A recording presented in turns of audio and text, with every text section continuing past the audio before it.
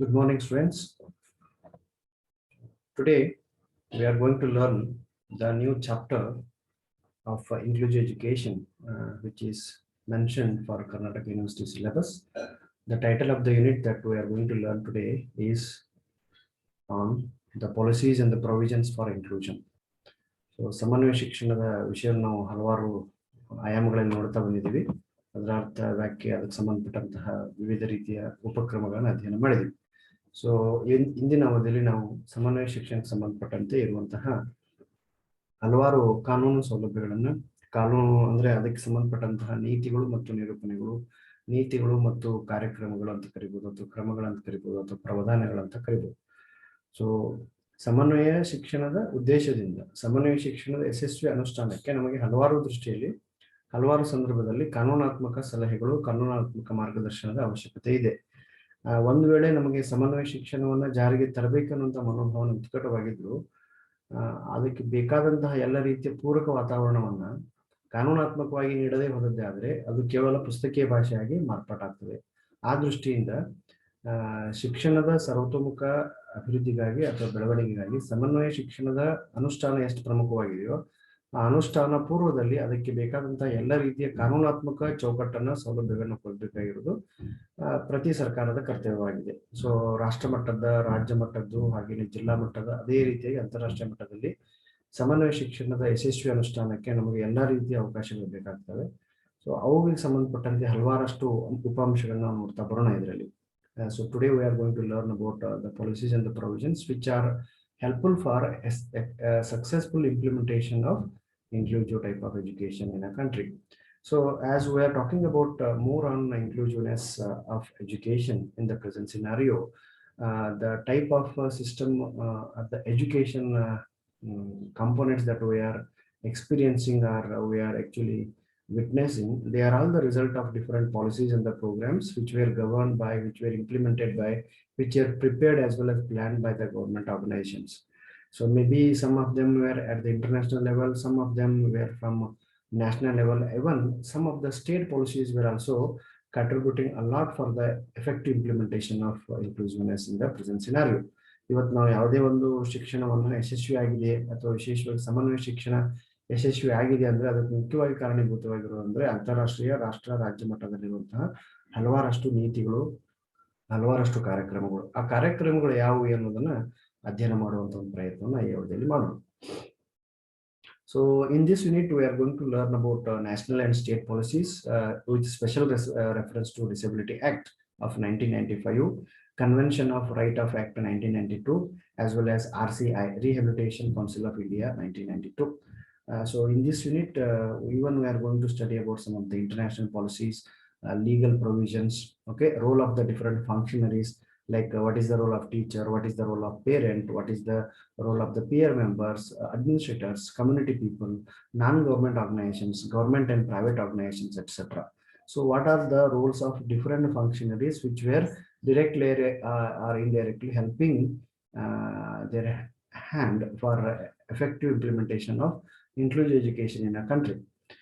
And even we will study about CWSN. So CWSN, as you know, that stands for Children with Special Needs. So there will be an introductory element which is again given in this unit number 3, wherein we will study about few important aspects like National Policy on Education 1986, okay, UNESCO 1989, UNESCO 2006, Right to Education Act, role of government and local authorities, Sarva Shikshana Abhiyana, integration schools and normal schools, role of teachers in inclusive schools, okay, assessment of knowledge and skills in inclusive classrooms, and finally role of the different children, parents, community, administrators and policymakers as for successful implementation of inclusiveness in the present scenario. So this is what we are all going to learn under unit number 3 as far your syllabus is considered. So ಇವತ್ತಿನ ಅವಧಿ, ಇವತ್ತಿನ ಈ ಒಂದು ಅಧ್ಯಾಯದಲ್ಲಿ ನಾವು ಮುಖ್ಯವಾಗಿ ಮೊದಲನೇ ಘಟಕದಲ್ಲಿ we have studied about the basic introductory element about inclusiveness, okay, disability, models of disability, differences between normal, integrated as well as special education along with inclusiveness. ಇವತ್ತು ಈ ಅಧ್ಯಾಯದಲ್ಲಿ ಮುಖ್ಯವಾಗಿ ಸಮನ್ವಯ ಶಿಕ್ಷಣದ ಯಶಸ್ವಿ ಅನುಷ್ಠಾನಕ್ಕೆ ಶ್ರಮಿಸುತ್ತಿರುವಂತಹ ಹಲವಾರು ಕಾಯ್ದೆಗಳು. ಸೊ ನಾವು ಯಾವುದೇ ಒಂದು ವ್ಯವಸ್ಥೆಯನ್ನು, ಯಾವುದೇ ಒಂದು ಕ್ರಮವನ್ನು ಬೆಂಬಲಿಸ್ತಾ ಇದೀವಿ ಅಂತಂದ್ರೆ that may be the result of some of the acts, I can say. ಆ acts ಬಗ್ಗೆ ನಾವು ಇವತ್ತಿನ ಅವಧಿಯಲ್ಲಿ ನೋಡ್ಲಿಕ್ಕೆ ಬರೋಣ. So first we shall study about some of the state and national policies. ರಾಜ್ಯಕ್ಕೆ ಸಂಬಂಧಪಟ್ಟಾಗೆ ಮತ್ತು ನಮ್ಮ ದೇಶಕ್ಕೆ ಸಂಬಂಧಪಟ್ಟಂಗೆ ಇರುವಂತಹ ಮುಖ್ಯವಾದ 3 ಕಾಯ್ದೆಗಳ ಬಗ್ಗೆ ನಾವು ಚರ್ಚೆ ಮಾಡ್ತೀವಿ. ಮೊದಲನೇದು 1995ರ ಅಶಕ್ತತಾ ಕಾಯ್ದೆ, ಎರಡನೇದಾಗಿ ಹಕ್ಕುಗಳ ಕಾಯ್ದೆ 92, ಆಮೇಲೆ RCI ಕೌನ್ಸಿಲ್ ಅಂತ ಏನಿದೆ ಅದರ 92ರ ಆಕ್ಟ್ ನಲ್ಲಿ ಅಂಗವೈಕಲ್ಯತೆಯನ್ನು ಹೋಗಲಾಡಿಸಲಿಕ್ಕೆ ಇರುವಂತಹ ಎಲ್ಲ ಪ್ರಾವಧಾನಗಳು, ನೀತಿಗಳು ಅಥವಾ ಕಾರ್ಯಕ್ರಮಗಳ ಬಗ್ಗೆ ನಾವು ಒಂದೊಂದಾಗಿ ಚರ್ಚೆ ಮಾಡ್ತೀವಿ. ಆಮೇಲೆ ಅಂತಾರಾಷ್ಟ್ರೀಯ ಮಟ್ಟದಲ್ಲಿರುವಂತಹ ಯಾವ ಕಾನೂನುಗಳು, ಯಾವ ಕಾಯ್ದೆಗಳು, ಯಾವ ನೀತಿಗಳು ಅಂಗವೈಕಲ್ಯತೆಯನ್ನ ಸರಿದಾರಿಗೆ ತರಲಿಕ್ಕೆ ಸಹಾಯಕ ಆಗ್ತವೆ ಅನ್ನೋದನ್ನ ನೋಡ್ತಾ ಬರೋಣ. Later we shall study about different roles of the functionary. ವಿವಿಧ ಅಂಗಸಂಸ್ಥೆಗಳ ಕೆಲಸ ಕಾರ್ಯಗಳನ್ನ, ಅಲ್ಲಿ ಶಿಕ್ಷಕರದ್ದು, ಪಾಲಕರದ್ದು, ಆಡಳಿತಗಾರದ್ದು, ಸಮುದಾಯದ್ದು, NGOಗಳದ್ದು, ಹಾಗೇನೆ ರಾಷ್ಟ್ರೀಯ ಶಿಕ್ಷಣ ನೀತಿ 1986, ಯುನೆಸ್ಕೋ 89ರ ಶಿಫಾರಸುಗಳು, 2006ರ ಯುನೆಸ್ಕೋನ ಶಿಫಾರಸುಗಳು, ಓಕೆ, ಶಿಕ್ಷಣ ಒಂದು ಹಕ್ಕಾಗಿ, ಆಮೇಲೆ ಸರ್ವ ಶಿಕ್ಷಣ ಅಭಿಯಾನದ ಪಾತ್ರ, ಸರ್ಕಾರ ಮತ್ತು ಅರೆ ಸರ್ಕಾರಿ ವ್ಯವಸ್ಥೆಗಳ ಪಾತ್ರ, ಈ ಎಲ್ಲ ಅಂಶಗಳನ್ನ ನಾವು ಈ ಅವಧಿಯಲ್ಲಿ ಈ ಒಂದು ಅಧ್ಯಾಯದಲ್ಲಿ ಅಧ್ಯಯನ ಮಾಡ್ಲಿಕ್ಕೆ ಮಾಡಿದೀವಿ. So now let us move on to the next element, that is the targeted element of today's class, that is of Disability Act of 1995. ಕನ್ನಡದಲ್ಲಿ ವಿಚಾರವಾದರೆ ಅಶಕ್ತತಾ ಕಾಯ್ದೆ 1995. So this act is popularly known with the term called Person with Disability Act 1995. So ಈ ಒಂದು disability ಅಶಕ್ತತಾ ಕಾಯ್ದೆಯನ್ನ ಅಂಗವೈಕಲ್ಯತೆಯ ಕಾಯ್ದೆ ಅಂತ ಬೇರೆ ಹೆಸರಿನಿಂದ ನಾವು ಕರಿತೀವಿ. So Disability Act can be considered, or it can be called with another name called PWD Act 1995. PWD Act 1995 ಅಂದ್ರೆ ಒಂದೇ, Disability Act of 1995 ಅಂದ್ರೆ ಅಶಕ್ತತಾ ಕಾಯ್ದೆ ಅಥವಾ ಅಂಗವೈಕಲ್ಯತೆ ಹೊಂದಿರುವ ವ್ಯಕ್ತಿಗಳ ಕಾಯ್ದೆ ಅಂದ್ರು ಒಂದೇ. 1995ರಲ್ಲಿ ಒಂದು ಕಾಯ್ದೆ ಬರ್ತದೆ, 96ರಲ್ಲಿ ಎಕ್ಸಿಕ್ಯೂಷನ್ ಆದ್ರು. ಅದು 14 ಅಧ್ಯಾಯಗಳಲ್ಲಿ with its 14 chapters it has discussed some of the important developmental dimensions for us. So ಅವುಗಳು ಏನು, ಹೇಗೆ, ಯಾವ ರೀತಿ ಅಂಶಗಳು ಸಹಾಯಕ ಆಗ್ತವೆ ಅನ್ನೋದನ್ನ ನೋಡ್ತಾ ಬರೋಣ. Okay, that is what we need to study. Yes, Persons with Disability Act of 1995. So first of all, let us try to understand how this act was originated, or if we try to see the roots of this particular act, we will come to know different dimensions. ಈ ಒಂದು ಕಾಯ್ದೆ ಬಗ್ಗೆ ಕಾಯ್ದೆ ಕೊಟ್ಟಂತಹ ಹಲವಾರು ಅಧ್ಯಾಯಗಳ ಬಗ್ಗೆ ಅಧ್ಯಯನ ಮಾಡುವ ಪೂರ್ವದಲ್ಲಿ ನಮಗೆ ಇದು ಬಹಳ ಪ್ರಮುಖವಾದದ್ದು. ಈ ಒಂದು ಕಾಯ್ದೆಯ ಹಿನ್ನೆಲೆ ಅಂದ್ರೆ ಯಾವ ಹಿನ್ನೆಲೆಯಲ್ಲಿ ಈ ಒಂದು ಕಾಯ್ದೆ ಹುಟ್ಕೊಂತು, ಯಾವೆಲ್ಲ ಕಾರಣಗಳು, ಯಾವೆಲ್ಲ ಅಂಶಗಳು ಇದಕ್ಕೆ ಪ್ರೇರಣೆದಾಯಕವಾದನ್ನು ನೋಡ್ತಾ ಬರೋಣ. Persons with disability means a person who is suffering from not less than 40% of any type of disability as certified by medical authority. So as the term itself indicates, it is purely an act related to disables. Okay, ಅಶಕ್ತತೆಯನ್ನ ಅಥವಾ ಅಂಗವೈಕಲ್ಯತೆಯನ್ನ ಹೊಂದಿದವರ ಏನು ಅವರ ಶಕ್ತಿ ಸಾಮರ್ಥ್ಯಗಳನ್ನ ವೃದ್ಧಿಸಲಿಕ್ಕೆ, ಅವರಿಗೆ ಅವಕಾಶಗಳನ್ನ ಕಲ್ಪಿಸಲಿಕ್ಕೆ, ಅವರನ್ನು ಸಹ ಸಾಮಾನ್ಯರಂತೆ ನೋಡ್ಲಿಕ್ಕೆ ಒದಗಿಸಲಾದಂತಹ, ನೀಡಲಾದಂತಹ ಅದ್ಭುತವಾದಂತಹ ಕಾಯ್ದೆ ಅಂದ್ರೆ 1995ರ ಅಶಕ್ತತಾ ಕಾಯ್ದೆ. ಇದು ಹೆಸರೇ ಸೂಚಿಸ್ತದೆ, ಇದು ಪರ್ಸನ್ ವಿತ್ ಡಿಸಬಿಲಿಟಿ ಆಕ್ಟ್ ಅಂತ ನಾವು ಕರಿತಾ ಇರೋದ್ರಿಂದ. ಯಾರು ಪರ್ಸನ್ ವಿತ್ ಡಿಸಬಿಲಿಟಿ, ಹಾಗಾದ್ರೆ ಯಾರು ಅಶಕ್ತರು, ಯಾರು ಅಂಗವೈಕಲ್ಯತೆಯನ್ನು ಹೊಂದಿದವರು ಅನ್ನೋದನ್ನ ಹೇಳ್ತಿರೋದು. First it will try to define who are person with disability. So this act itself indicates a person who is suffering not less than 40% of any disability. Okay, 40%ಕ್ಕಿಂತ ಕಡಿಮೆ ಇಲ್ಲದವ್ರು ಯಾರು ಬರೋದಿಲ್ಲ. ಇದ್ರಲ್ಲಿ 40%ಕ್ಕಿಂತ ಜಾಸ್ತಿ ಇರುವಂತಹ ಅಂಗವೈಕಲ್ಯತೆಯಿಂದ ಬಳಲ್ತಾ ಇರುವಂತಹ, ಆ ರೀತಿಯ 40%ಕ್ಕಿಂತ ಜಾಸ್ತಿ ಪ್ರಮಾಣದ ಅಂಗವೈಕಲ್ಯತೆಯಿಂದ ಬಳಲ್ತಾ ಇರುವಂತಹ ಪ್ರಮಾಣ ಪತ್ರವನ್ನ ಸಂಬಂಧಪಟ್ಟ ವೈದ್ಯಕೀಯ ಪ್ರಾಧಿಕಾರದಿಂದ, ಮೆಡಿಕಲ್ ಅಥಾರಿಟಿಯಿಂದ ಸರ್ಟಿಫೈಡ್ ಆದ್ರೆ they will be considered as person with disability. So Person with Disability Act 1995 was passed by Lok Sabha in our country, that is in the year 1995, that is on 12th of December. 1995ರ December 12ರಂದು ನಮ್ಮ ಸಂಸತ್ತಿನ ಲೋಕಸಭೆಯಲ್ಲಿ ಈ ಒಂದು ಕಾಯ್ದೆಯನ್ನ pass ಮಾಡಲಾಯಿತು, ಅನುಮೋದಿಸಲಾಯಿತು. ನಂತರ it came into force enforcement on 7th of February 1996. Though it came by force in the year 1996, but still as it was approved in the year 1995, we used to call this act as 1995 Disability Act only. 95 December 12ರಂದು ಅದು ಅನುಮೋದಿಸಲ್ಪಟ್ಟರು. ಅದು ಜಾರಿಗೆ ಬರಬೇಕಾದ್ರೆ ಹಲವಾರು ಚೌಕಟ್ಟುಗಳ ಹಿನ್ನೆಲೆಯಲ್ಲಿ, ಕಾನೂನಿನ ಸಲಹೆಗಳ ಹಿನ್ನೆಲೆಯಲ್ಲಿ, ಕಾನೂನಿನ ಹೇಳಿಕೆಗಳ ಹಿನ್ನೆಲೆಯಲ್ಲಿ ಅದು ಕಾಯ್ದೆ ಅನುಮೋದಿಸಲ್ಪಟ್ಟಂತಹ ಒಂದು ಕಾಯ್ದೆ ಜಾರಿಗೆ ಬರಬೇಕಾದ್ರೆ ಫೆಬ್ರವರಿ 7, 1996ರಂದು ಜಾರಿಗೆ ಬಂತು. ಆದರೂ ಸಹ ಅದು 95ರಲ್ಲಿ ಅನುಮೋದಿಸಲ್ಪಟ್ಟಿದ್ದರಿಂದ ಇದನ್ನು ನಾವು 1995ರ ಅಶಕ್ತತಾ ಕಾಯ್ದೆ ಅಂತೇಳಿ ಕರಿತೀವಿ. This act is extends to the whole of India except the state of Jammu and Kashmir. You may ask why this Jammu and Kashmir is not considered for this, because then, that is when this particular act came into existence, there are some special provisions which are supposed to be considered for the state of Jammu and Kashmir. ಅವತ್ತು 95-96ರಲ್ಲಿ ಜಮ್ಮು ಮತ್ತು ಕಾಶ್ಮೀರಕ್ಕೆ ವಿಶೇಷ ಪ್ರಾಧಾನ್ಯತೆಯನ್ನ, ವಿಶೇಷ provision ಇರೋದ್ರಿಂದ ಆ ರಾಜ್ಯಕ್ಕೆ ಅವತ್ತು ಆ ರಾಜ್ಯವನ್ನು ಬಿಟ್ಟು ನಮ್ಮ ದೇಶದ ಎಲ್ಲಾ ರಾಜ್ಯಗಳಲ್ಲಿ ಈ ಒಂದು ಕಾಯ್ದೆಯನ್ನ ಜಾರಿಗೆ ತಂದಿರುವುದನ್ನು ನೋಡ್ತೀವಿ. This act usually explains the equal opportunities, protection of rights, as well as complete involvement of disabled persons in a normal form. So basically what it is, ಯಾವ ಅಂಶಗಳನ್ನ ಈ ಒಂದು ಕಾಯ್ದೆಯಲ್ಲಿ ಹೇಳಲಾಗಿದೆ ಅಥವಾ ಇದರಲ್ಲಿ ಹೆಚ್ಚಿನ ಪ್ರಮಾಣದಲ್ಲಿ ಅವಲೋಕಿಸಲಾಗಿದೆ ಅನ್ನೋದಾದ್ರೆ, ಎಲ್ಲರಿಗೂ ಸಹ ಸಮಾನವಾದಂತಹ ಅವಕಾಶಗಳನ್ನ ನೀಡಬೇಕು ಅನ್ನೋದು ಪ್ರಥಮ ಒಂದು ಆದ್ಯತೆ ಆಗಿತ್ತು. This act primarily extends, or it try to explain the equal opportunities should have to be provided for every learner, every citizen of the country. ದೇಶದ ಪ್ರತಿ ನಾಗರಿಕರಿಗೆ ಸಮಾನವಾದಂತಹ ಹಕ್ಕುಗಳನ್ನ ನೀಡಬೇಕು ಅನ್ನೋದು ಈ ಒಂದು ಕಾಯ್ದೆಯ ಪ್ರಮುಖವಾದಂತಹ ಆಶಯ ಆಗಿತ್ತು. At the same time, the protection of the rights as well as complete involvement of the disabled persons. So if you are talking about equal opportunities, those equal opportunities are to be provided for every citizen of the country by protecting everybody's right in the country, as to by involving them in all type of activities irrespective of their disability.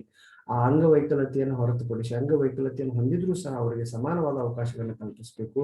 ಆ ಸಮಾನವಾದ ಅವಕಾಶವನ್ನು ಕಲ್ಪಿಸಬೇಕಾಗಿದ್ದರೆ ಅವರಿಗೆ ಹಕ್ಕುಗಳನ್ನ ಸಮಾನವಾಗಿ ನೀಡಬೇಕು. ಸಮಾನವಾಗಿ ಹಕ್ಕುಗಳನ್ನು ನೀಡಿದಾಗ ಅವರು ಎಲ್ಲಾ ಕಾರ್ಯಕ್ರಮಗಳಲ್ಲಿ, ಸಾಮಾನ್ಯ ವ್ಯಕ್ತಿ, ಸಾಮಾನ್ಯ ನಾಗರಿಕ ಯಾವ ರೀತಿ ದೇಶದ ಎಲ್ಲ ಚಟುವಟಿಕೆಗಳಲ್ಲಿ ಸಾಮಾನ್ಯನಂತೆ ಭಾಗವಹಿಸಲಿಕ್ಕೆ ಅವಕಾಶಗಳಿದ್ದಾವೆ, ಆ ರೀತಿ ಎಲ್ಲ ಅವಕಾಶಗಳನ್ನ ಈ ವಿಶೇಷ ವ್ಯಕ್ತಿ ಅಥವಾ ಅಂಗವೈಕಲ್ಯತೆಯನ್ನು ಹೊಂದಿರುವಂತಹ ವ್ಯಕ್ತಿ ಅಥವಾ ಅಶಕ್ತತೆಯನ್ನು ಹೊಂದಿರುವಂತಹ ವ್ಯಕ್ತಿಯು ಸಹ ಅನುಭವಿಸಬೇಕು. ಹಾಗಾಗಿ ಶಿಕ್ಷಣದಿಂದ ವಂಚಿತರಾಗಬಾರದು, ಹಾಗೇನೆ ಬೇರೆ ಬೇರೆ ಎಲ್ಲ ಸೌಲಭ್ಯಗಳಿಂದ ವಂಚಿತರಾಗಬಾರದು ಅನ್ನುವಂಥ ಉದ್ದೇಶದಿಂದ ಹುಟ್ಟಿಕೊಂಡಂತಹ, ಜಾರಿಗೆ ಬಂದಂತಹ ಒಂದು ಅದ್ಭುತವಾದಂತಹ ಕಾಯ್ದೆ ಅಂದ್ರೆ ಅದು 1995ರ ಅಶಕ್ತತಾ ಕಾಯ್ದೆ.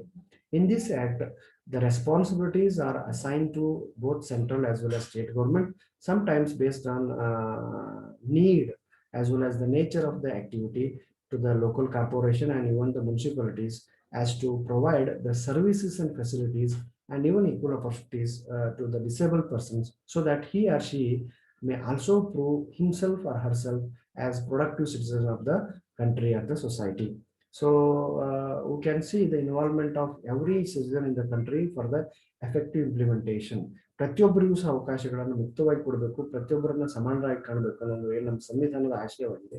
ಆ ಆಶಯವನ್ನು ಪೂರೈಸಲಿಕ್ಕೆ ಹೆಚ್ಚಿನ ಪ್ರಮಾಣದಲ್ಲಿ ಅವಕಾಶಗಳನ್ನು ಕೊಟ್ಟಿರುವಂತಹ ಒಂದು ಕಾಯ್ದೆ, ವಿಶೇಷವಾಗಿ ಅಶಕ್ತರಿಗೆ ಅಂದ್ರೆ ಅದು 1995ರ ಅಶಕ್ತತಾ ಕಾಯ್ದೆ ಅಂದ್ರೆ ತಪ್ಪಾಗಲಿಕ್ಕಿಲ್ಲ. ಸೊ ಎಲ್ಲರಿಗೆ ಮುಕ್ತವಾದಂತಹ ಜವಾಬ್ದಾರಿಗಳನ್ನ ಕೊಟ್ಟು ಎಲ್ಲರನ್ನ ಸಮಾನವಾಗಿ ನೋಡುವಂತಹ ಜವಾಬ್ದಾರಿ ಸಾಮಾನ್ಯವಾಗಿ ಕೇಂದ್ರ ಮತ್ತು ರಾಜ್ಯ ಸರ್ಕಾರದ್ದಾಗಿರ್ತದೆ. ಅದೇ ಕೇಂದ್ರ ಮತ್ತು ರಾಜ್ಯ ಸರ್ಕಾರ ನೀಡಿದಂತಹ ನಿರ್ದೇಶನಗಳಿಗೆ ಅನುಗುಣವಾಗಿ ಕೆಲವು ಸಲ ಸ್ಥಾನಿಕ ಮಟ್ಟದಲ್ಲಿರುವಂತಹ ಕಾರ್ಪೊರೇಷನ್ ಅಥವಾ ಜಿಲ್ಲಾಡಳಿತ ಅಥವಾ ಮುನ್ಸಿಪಾಲಿಟಿ ಅಂತಹ ಬೇರೆ ಬೇರೆ ಸ್ಥಳೀಯ ನಿಯೋಗಗಳು ಅಥವಾ ಸಂಘಟನೆಗಳು ಅಥವಾ ಅಧಿಕಾರದ ಕೇಂದ್ರಗಳು ಅವರಿಗೆ ಬೇಕಾದಂತಹ ಎಲ್ಲ ರೀತಿಯ ಸೌಲಭ್ಯಗಳನ್ನ ಕೊಟ್ಟು, ಸೇವೆಗಳನ್ನ ಕೊಟ್ಟು, ಅವರಿಗೂ ಸಹ ಮುಕ್ತವಾದಂತಹ ಅವಕಾಶಗಳನ್ನ ಕೊಟ್ಟು, ಪ್ರತಿಯೊಬ್ಬರ ಜೊತೆಗೆ ಬೆರೀಲಿಕ್ಕೆ, ತಮ್ಮನ್ನು ತಾವು ತೋರ್ಪಡಿಸಲಿಕ್ಕೆ, ತಮ್ಮಲ್ಲಿರುವಂತಹ ಸಾಮರ್ಥ್ಯವನ್ನು ಬೆಳೆಸಲಿಕ್ಕೆ ಉತ್ತಮವಾದಂತಹ ವೇದಿಕೆಯನ್ನು ಕೊಡುವ ನಿಟ್ಟಿನಲ್ಲಿ ಅವಕಾಶಗಳನ್ನ ಕೊಡಬೇಕು ಎಂಬುವ ವಿಶೇಷವಾದಂತಹ ಕಾಳಜಿಯಿಂದ ಹುಟ್ಟಿಕೊಂಡು ಅಸ್ತಿತ್ವಕ್ಕೆ ಬಂದಂತಹ ಒಂದು ಅದ್ಭುತವಾದ ಕಾಯ್ದೆ ಅಂದ್ರೆ ಅದು 1995ರ ಅಶಕ್ತತಾ ಕಾಯ್ದೆ ಅಂದ್ರೆ ತಪ್ಪಾಗಲಿಕ್ಕಿಲ್ಲ. ಸೊ ಹಾಗಾದ್ರೆ ಇದೇನೇನನ್ನ ಒಳಗೊಂಡಿದೆ ಅನ್ನೋದನ್ನ ಒಂದೊಂದಾಗಿ ನೋಡ್ತಾ ಬರೋಣ. This for better understanding of this act, what we need to do is we should have to study this act by classifying the whole act into 14 important chapters. These are not the chapters which were prepared by me. ನಾನು ಹೇಳುವಂತ ಹಂಗಲ್ಲ, ಇವು ಈ ಕಾಯ್ದೆಯ ಜಾರಿಗೆ ಬಂದಿದ್ದೆ ನೋಡಿದ್ರೆ you can get the resolution of this particular act.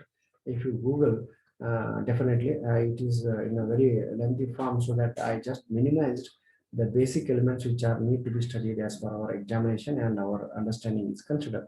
ನಮ್ಮ ತಿಳುವಳಿಕೆ ಮತ್ತು ನಮ್ಮ ಪರೀಕ್ಷಾ ದೃಷ್ಟಿಯಿಂದ ಬೇಕಾದಂತ ಕೆಲವೊಂದಷ್ಟು ಸೂಕ್ತ ಅಂಶಗಳನ್ನು ಮಾತ್ರ ನಾನು ನಿಮ್ ಜೊತೆ ಈ ಅವಧಿಯಲ್ಲಿ ಚರ್ಚೆ ಮಾಡಲಿಕ್ಕೆ ಹೊರಟಿದ್ದೆ.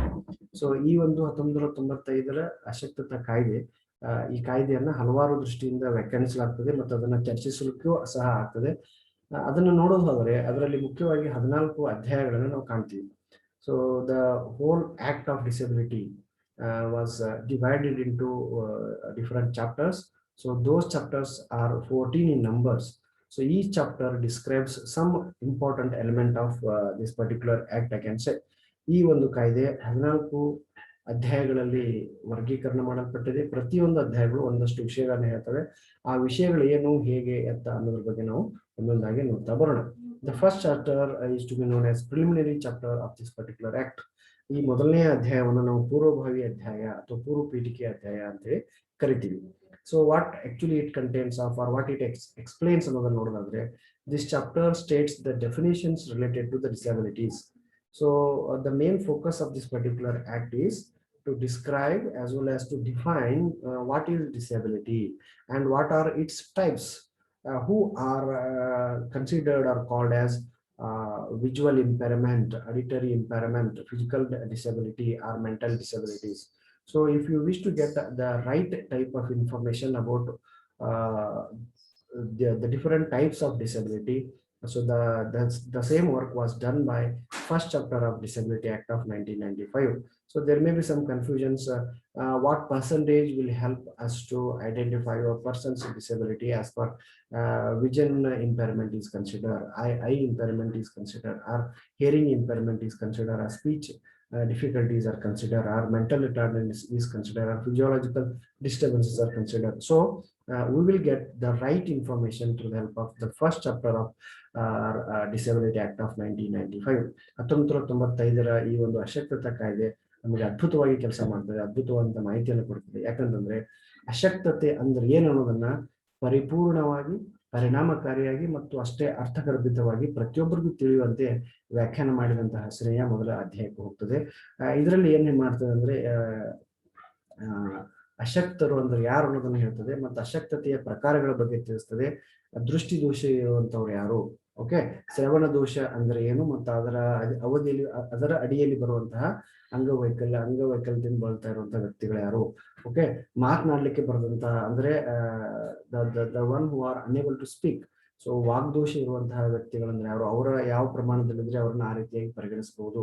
ಓಕೆ, ಮಾನಸಿಕ ನ್ಯೂನತೆಯಿಂದ ಬಳಲ್ತಾ ಇರುವಂತಹ ವ್ಯಕ್ತಿಗಳು ಯಾರು, ಹಾಗೇನೆ ದೈಹಿಕ ದುರ್ಬಲತೆಗಳಿಂದ ಬಳಲ್ತಾ ಇರುವಂತಹ ವ್ಯಕ್ತಿಗಳು ಯಾರು, ಈ ರೀತಿಯ ಎಲ್ಲ ಅವಕಾಶಗಳನ್ನ ನಾವು ಈ ಅವಧಿಯಲ್ಲಿ ನೋಡ್ತಾ ಬರಬಹುದು.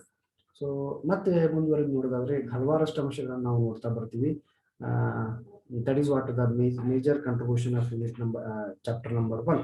ಸೊ ಇದು ಈಗಾಗಲೇ ನಾನು ಹೇಳಿದಂಗೆ ಇದರಲ್ಲೂ ಸಹ ಮತ್ತೆ ಜಮ್ಮು ಮತ್ತು ಕಾಶ್ಮೀರ ರಾಜ್ಯವನ್ನು ಹೊರತುಪಡಿಸಿ ಉಳಿದೆಲ್ಲ ರಾಜ್ಯಗಳಿಗೆ ಸಂಬಂಧಪಟ್ಟಂತ ಹಲವಾರಷ್ಟು ಅಂಶಗಳನ್ನು ನಾವು ಈ ಅವಧಿಯಲ್ಲಿ ನೋಡ್ತಾ ಬರ್ತೀವಿ.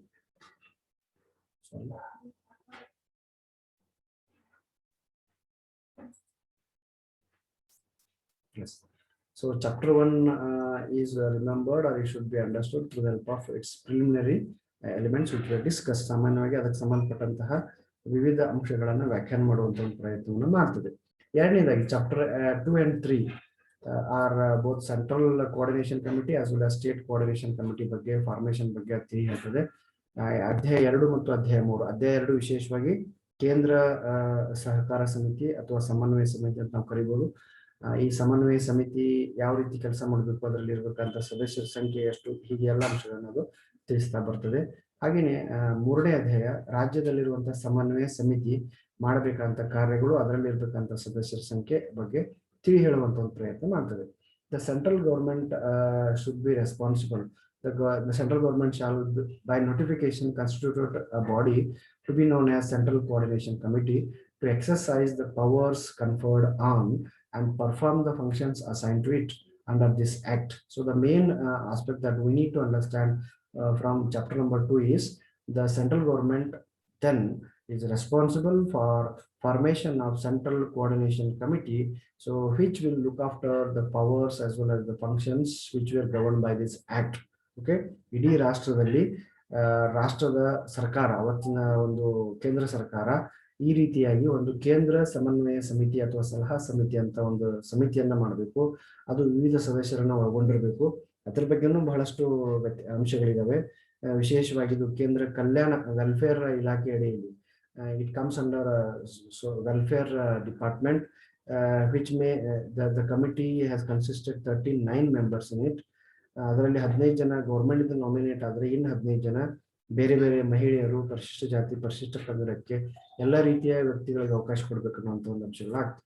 ಸೊ ಕೇಂದ್ರ ಸಮನ್ವಯ ಸಮಿತಿ ಕೇಂದ್ರ ಸರ್ಕಾರದಿಂದ ನಿಯೋಜಿಸಲ್ಪಟ್ಟ ಅಥವಾ ನೇಮಿಸಲ್ಪಟ್ಟ ಒಂದು ಸಮಿತಿಯಾಗಿದ್ದು, ಇದು ಇಡೀ ರಾಷ್ಟ್ರದಲ್ಲಿ ಇರುವಂತಹ ರಾಜ್ಯಗಳ ಮೇಲೆ ನಿಯಂತ್ರಣ ಸಾಧಿಸುವಂತಹ, ನಿರ್ದೇಶನಗಳನ್ನು ಕೊಡುವಂತಹ, ಅಂಗವೈಕಲ್ಯತೆಯನ್ನ ನಿವಾರಿಸುವ ನಿಟ್ಟಿನಲ್ಲಿ ಕೈಗೊಳ್ಳಬೇಕಾದ ಕ್ರಮಗಳ ಬಗ್ಗೆ ಯೋಜಿಸುವಂತಹ, ಯೋಜನೆಗಳನ್ನು ಸಿದ್ಧಪಡಿಸುವಂತಹ, ಯೋಜನೆಗಳನ್ನು ಅನುಷ್ಠಾನ ಪೂರ್ವದಲ್ಲಿ ಸಂಬಂಧಪಟ್ಟಂತಹ ವ್ಯಕ್ತಿಗಳ ಜೊತೆಗೆ ಚರ್ಚಿಸುವಂತಹ, ಅದರ ಬಗ್ಗೆ ತಿಳುವಳಿಕೆಯನ್ನು ಮೂಡಿಸುವಂತಹ, ಅವುಗಳನ್ನು ಅನುಷ್ಠಾನ ತರಬೇಕಾದಾಗ ಎದುರಿಸಬಹುದಾದ ಸಮಸ್ಯೆಗಳ ಬಗ್ಗೆ ತಿಳಿಸುವ, ಆ ಸಮಸ್ಯೆಗಳನ್ನ ಹೊರಗಡೆ ಯಾವ ರೀತಿ ಬರಬೇಕು ಅನ್ನೋದ್ರ ಬಗ್ಗೆ ಚರ್ಚಿಸುವಂತಹ ವಿಶೇಷವಾದಂತಹ ಅಧಿಕಾರಗಳು ಈ ಒಂದು ಕೇಂದ್ರ ಸಮನ್ವಯ ಸಮಿತಿಗೆ ಇದ್ದು. The central coordination committee actually was formed by central government by 39 members. So out of 39 members, 15 members were appointed by government, and the rest of the other members were appointed based on different type of reservations which were carried by central coordination committee. Okay, so the main intention of this committee is to look after all states coordination as far to avoid disability in the future days of the country. 96ರ ನಂತರದ ಅವಧಿಯಲ್ಲಿ ಈ ಒಂದು committee ಬಹಳ ಅದ್ಭುತವಾಗಿ ಕೆಲಸ ಮಾಡಿದೆ ಅಂದ್ರೆ ತಪ್ಪಾಗಲಿಕ್ಕಿಲ್ಲ. So ಈ ಒಂದು ಸಮಿತಿ ಹಲವಾರಷ್ಟು ಕಾರ್ಯಕ್ರಮಗಳನ್ನ ಹಾಕೊಂಡು ಅವುಗಳನ್ನ ಅನುಷ್ಠಾನ ತರುವಲ್ಲಿ ಬೇರೆ ಬೇರೆ ಉಪಕ್ರಮಗಳನ್ನ ಮಾಡ್ತಾ ಬಂದಿರೋದನ್ನ ನೋಡ್ತೀವಿ.